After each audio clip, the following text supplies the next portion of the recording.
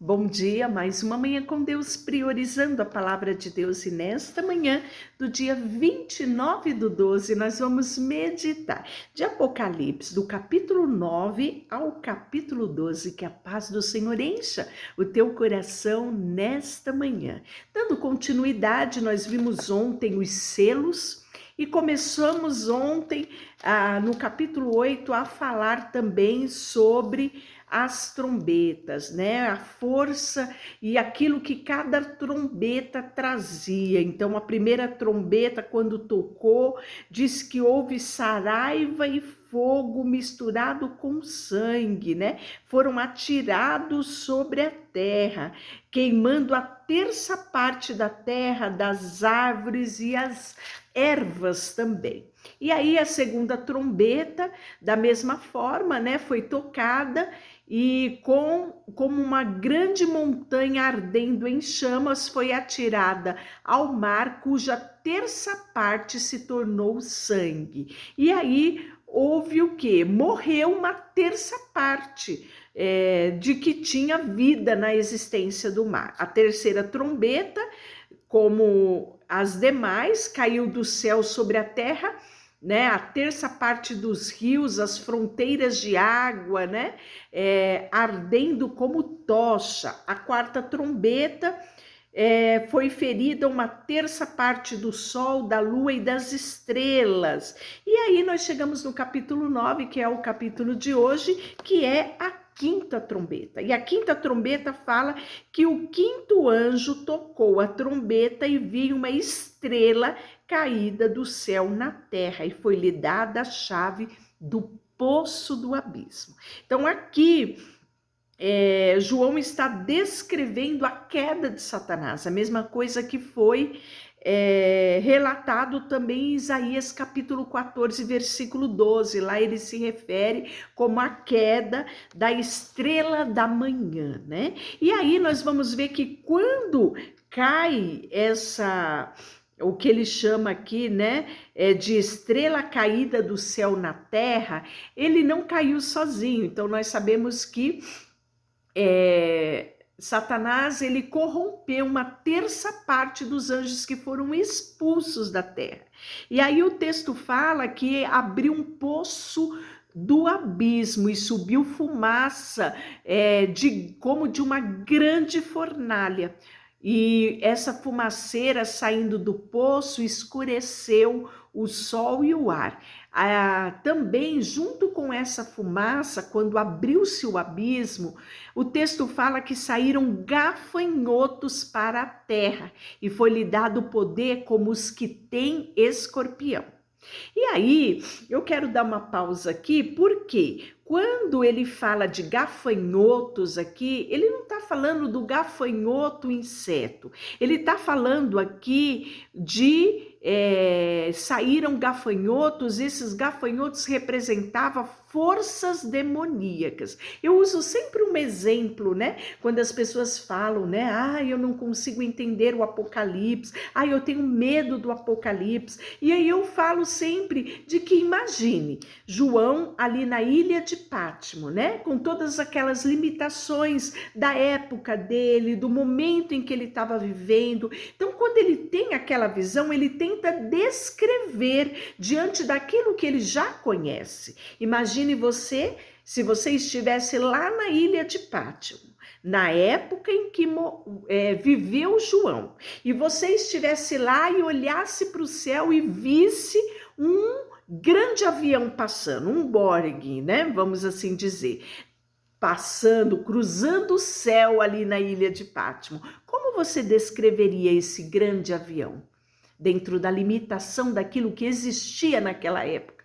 Você olharia e via aquele avião talvez reluzente, você diria, é um grande pássaro, né? Por quê? É aquilo que você conhece que voa.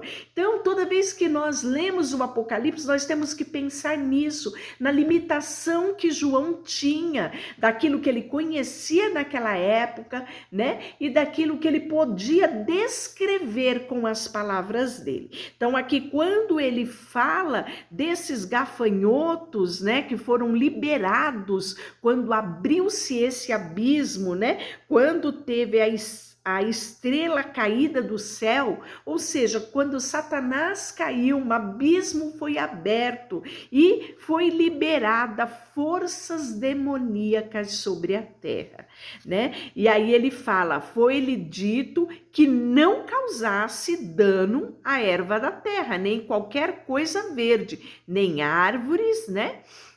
Mas e tão somente aos homens que não têm o selo de Deus na fonte. Então, essas forças demoníacas, ela tinha um objetivo. Qual era o objetivo?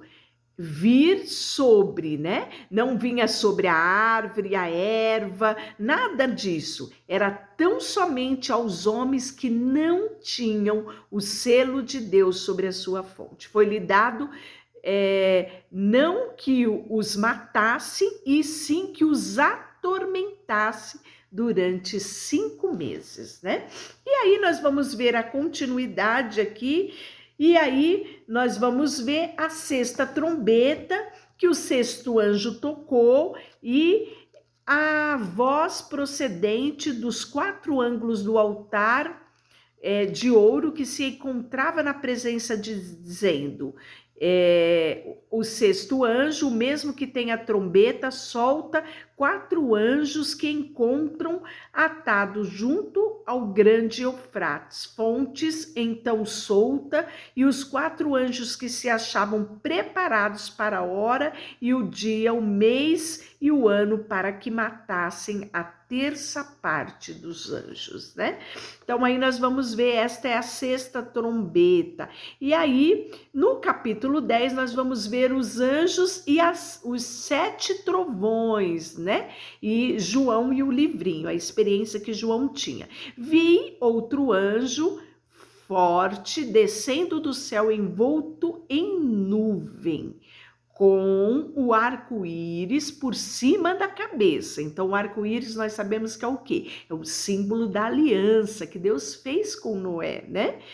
Posto que era como o sol e as pernas como coluna de fogo. Então, João está descrevendo esse anjo aqui e nós podemos ver que não era um anjo comum, era o próprio Cristo. E tinha na mão um livrinho aberto, pôs o pé direito sobre o mar e o esquerdo sobre a terra, e bradou em grande voz como ruge um leão.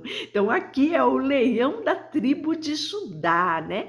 Cristo. E aí, logo que falaram os 7 trovões que ia escrever, eu vi uma voz do céu dizendo: guarda em segredo as coisas que os 7 trovões falaram e não as escreva, né? E aí jurou aquele que vive pelos séculos dos séculos, o mesmo que criou o céu e a terra, o mar e tudo quanto nele existe, já não haverá demora, né? Então ele começa a relatar: a voz que ouvi vinda do céu estava de novo falando comigo e dizendo: vai e toma o livrinho que se acha aberto na mão e o anjo em pé sobre o mar e sobre a terra. Fui, pois o anjo dizendo que me desse o livrinho.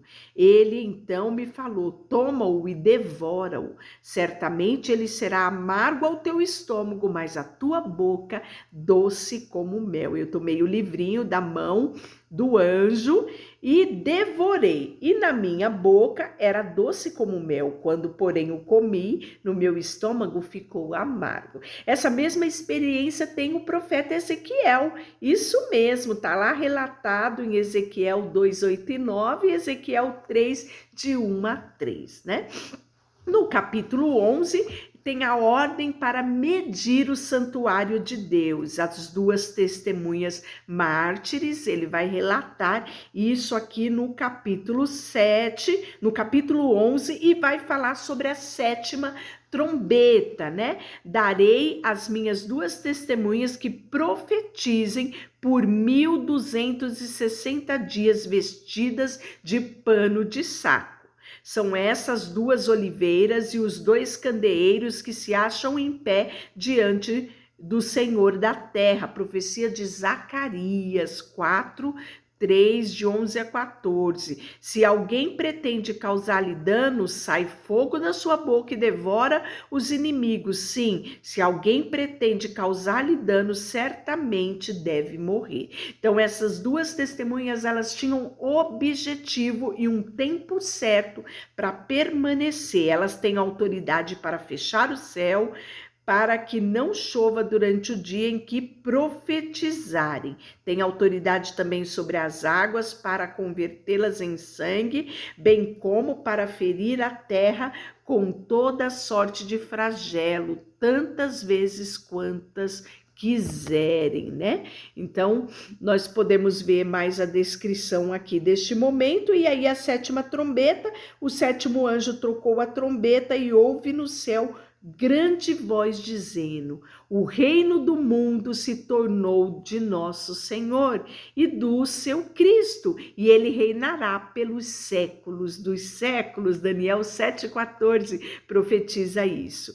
E os 24 anciões que se encontram sentados em seu trono diante de Deus, prostrar-se-ão sobre o seu rosto e adorarão a Deus, dizendo: graças te damos, Senhor Deus Todo-Poderoso, que eras, porque assumiste o teu grande poder e passaste a reinar. Na verdade, as nações se enfureceram, chegou, porém, a tua ira e o tempo determinado para serem julgados mortos, para se dará o galardão aos seus servos, os profetas, aos santos que temem o teu nome, tanto aos pequenos como aos grandes, e para destruíres os que destroem a terra. Abriu-se então o santuário de Deus que se acha no céu e foi vista a arca da aliança no seu santuário, e sobrevieram relâmpagos,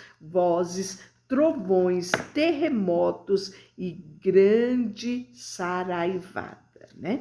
Então nós vimos um pouquinho disso, né?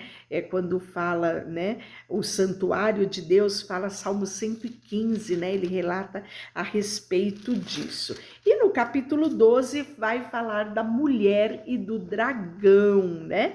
Então, viu-se um grande sinal no céu, a saber, uma mulher vestida de sol, com a lua debaixo dos seus pés e uma coroa de 12 estrelas na cabeça, né? Então ele vai falar sobre o dragão perseguindo a mulher. Tá falando a respeito do quê?